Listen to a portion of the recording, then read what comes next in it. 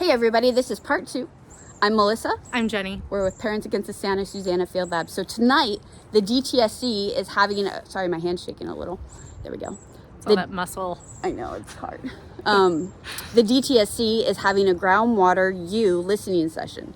They're working with the polluters. In cooperation with. Cooperation, that's so friendly. That's like, I can think of another time Boeing was friendly with the government. Isn't that what they were just saying about why the planes are falling out of the air and falling apart? Because they're working so closely with regulators. And the other time when they did the settlement agreement and private negotiations with DTSC to weaken the cleanup agreements at the Susana Field Lab. I remember that. They like to work in cooperation. Oh, so cozy, so cozy. So that's what we'll be seeing tonight, this Groundwater U, where they will be telling us how safe our groundwater is from the Santa Susana Field Lab, that contamination can't possibly reach the Callegas Creek watershed, where people in Ventura County use that water for drinking water and crop irrigation, recreation, and it flows to the Pacific Ocean. We're saying this not because we're clairvoyant, but because they did this in 2011.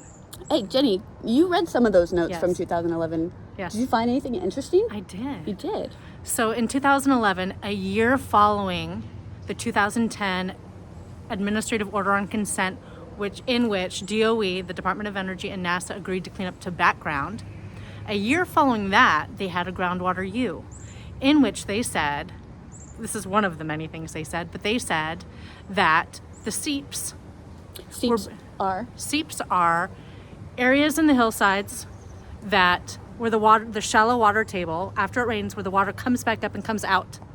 So if you drive through the area, you'll see these mini little waterfalls following the rain. Here, I'll help. Oh, thanks. That would be great. Okay. And they were testing the seeps to see if contamination actually reached the seeps. In one slide, they said, why, yes. In Bell Canyon, they had contamination coming out of the seeps. And then 2 or 3 slides later, in summary, they said, in summary, no contamination is reaching the seeps. We don't know that they're going to say anything similar tonight, but the reason why we want you to come is because they're messy. They make statements and then Messy makes it sound like an accident.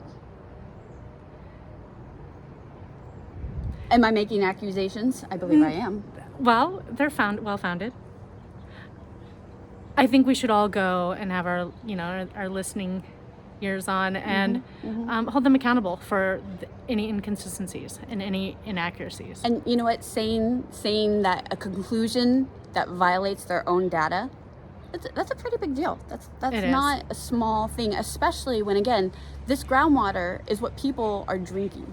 Our kids are drinking. It's the same thing they did in the Woolsey fire when they said that the public was not at risk of contamination coming off the Santa Susana Field Lab, and then analysis of subsequent data collection proved otherwise. Yeah. This is not the first time they say, hey, there's nothing to fear, when they know that there's data showing otherwise. Right, because that doesn't benefit them, and it doesn't benefit their cozy relationship with the polluters, even though it puts us at risk. So, that's what we've seen in the 2011 presentation of the Groundwater U. We're likely to see it again tonight. We're going to have our fact-checking goggles on, and we're going to be... Sorry, that was really dumb. It's okay, it's great. Okay. Anyhow, you're like getting the real us today. How about that? We had a little coffee. We're feeling good. A lot of coffee. A lot of coffee. And we want you guys to be there. And again, this is important because this is literally what's coming into the faucets of thousands of people. Yeah.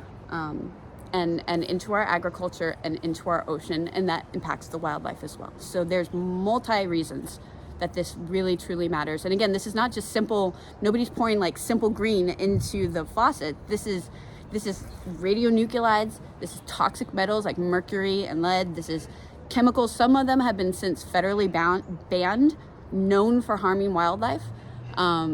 All kinds of dangerous things. This is not a small deal. This is a really big deal. Carcinogens, endocrine disruptors, and people in the surrounding areas know exactly what we're talking about because we have high rates of those things. Cancers and autoimmune diseases and thyroid problems. So we need them to clean it up. We need it cleaned up, and we need them to be honest, and that's unfortunately fallen onto the shoulders of the people like us. Can I say one extra thing before? Say one extra Sorry. thing. Okay, so one thing that's happening is they've got these dates for Groundwater U, and they're going to give us presentations, probably going to be lengthy and boring, but we're going to still stay on and look for the lives. But simultaneously, next month, they are starting a emergency cleanup action at the site that's only going to be a partial cleanup, and they are not connecting the dots on these, but we're going to connect them in a later video for you. In part 3. Yeah. All right. Part 3. Who's ready?